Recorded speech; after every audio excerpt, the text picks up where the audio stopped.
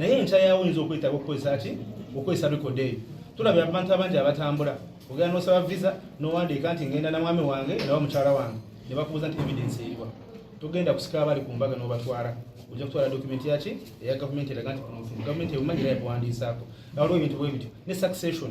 Bw'ogenda ewa administrator general nga katugambe nti omuntu we yatwalwa nga you want to administer the estate of the deceased person, obeera ng'oli spouse bakwanguyiriza because olaga nti ono yali muntu wange nali nfumbo lugenda naye naye yatwalwa ne bakwanguyiza. Other n'okusinga okugamba nti okusanga nga wali abantu nga mutwalo nga buli omu agamba yali musajja wange nga there is no proof. So marriage registration is proof. Bwe bukakafu obulaga nti obufumbo bwaliwo, kale nga kikata buli muntu abeere nga alisi obufumbo bwe yabuwandiisa nga alina record eyo nga agiterese nga bw'owoza bano beera ne birth certificate n'olinda bw'oluyitako okukola ki okugikozesa. Labamu another instance. Tulina ebitongole ebimu ebiweereza employees baabyo benefits, for example medical insurance naki ekitongole kinamanya kitya nti ono ye mukyalo owo bano be baana be wazaala. Okay, wetaaga that evidence. Katugambe otereka sente zo ne NSSF otwaliddwa omukyala wo n'abaana banaafuniramu banaagenda mu NSSF bagambe nti ono yali tata waffe nga tebalina proof. So it's very important for us okuwandiisa bino ebintu tubeera ne record zaabyo nga tuziterese. In case we need them tuzigyeyo zikole ki zituyambe. Kati tuze tuwulira abantu abangi nga bagamba ate munamwe mubeera kyekondowooza oli naateeka wali ekifaananyi nti ono ye musajja. Tuwulidde nti mu Islam oyinza okuwasa by proxy. Oli Dubai omukyala ali wano oba ali America ate ne bakola embaga eyannika ate nekola ki negwawo. Kale obufumu bwonna bwe tukola nga tutambulira mu nnono eza tradition oba ez'eddiini. Waliwo eddiini byekkiriza waliwo ne byegaana naye waliwo n'amateeka byonna nga tutunudekemu nga tulina ennono zaffe nga tulina n'eddiini zebyogera waliwo n'amateeka. Kati obufumbo obutuufu bwetaaga consent. A person must consent. Kyovola bagamba nti omuntu alina okugenda mu bufumbo alina okuba nga alina emyaka egyo egimukkiriza okukola ki okwesalirawo. Kati tufunyamu obuzibu awo okusanga nti obeera nga it's by proxy. Katugambe ali ku Zoom onoomanyi otya nti omuntu ono kyakola akikkiririzaamu watya nga ali kazito bamugamba yogera bino naye nga guli ku Zoom onoomanyi nti ono bufumbo. So tubali tugamba nti wadde waliwo amadiini gaffe agakkiriza engeri bwetyo tulina okwerowoozaamu twebuuze nti omuntu singa avayo n'abuwakanya n'agamba nze bankaka muyinza okukigira okukikandulinga mutya. So kyetaaga omuntu abeerewo mu buliwo akole consent. Same n'ekifaananyi ebifaananyi bino byakajja wano. So if we talk about tradition and culture pictures are of yesterday. So bonoga nti ate ffe waffe tugenda kwanjula muntu waffe naye nga tukozesa ebifaananyi ndowooza oba ozunguwaddeku nnyo awo kyandiyagadde tudde mu nnono zaffe abantu babeerewo amaka gabeerewo tukole ekintu tukole ki nga kyekituufu kireke kiwandiisibwe.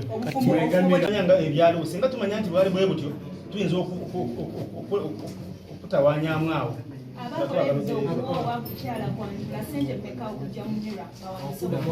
Kati obufumbo obwa Islamic marriage esatu kitundu. Waliwo foomu gye bajjuza obulungi neeraga byonna byatambula ne bakoko stamp abali ku mukolo ogwo n'ogireeta esatu kitundu.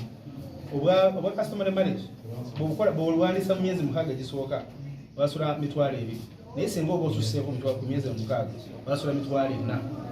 So bukyukamu depending on what time you have registered. Naye buli obusigadde esatu kitundu and yes you can come and file a marriage nga bagikola dda naye nga tebagiwandiisa.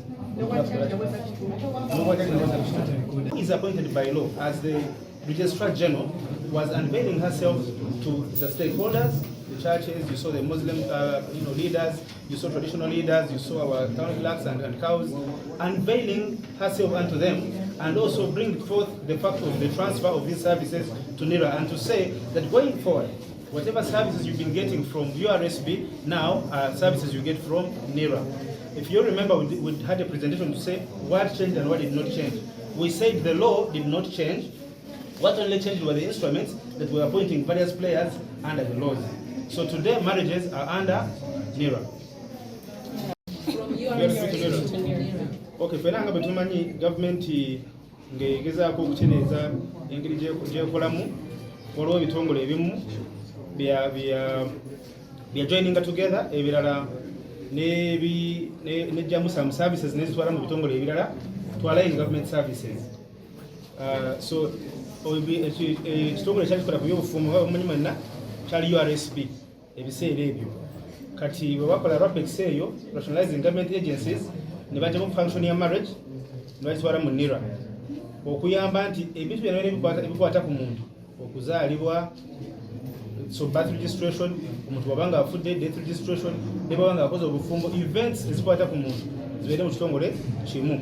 So olwaleero twogera nga marriages ziri mu NIRA. Okay, so don't come with those other stories of yours. It has to be a man and a woman. They have got to be of age of consent, 18 years and above. They must not be related to each other. Okay?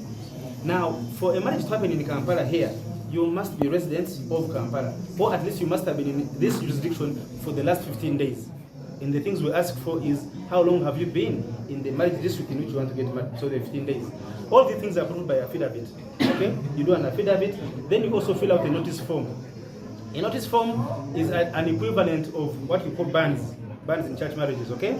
So the notice is filled out with your names, the names of the spouses as proposed, of the man and the wife and the woman as proposed, and then they are hung on a notice board for 21 days.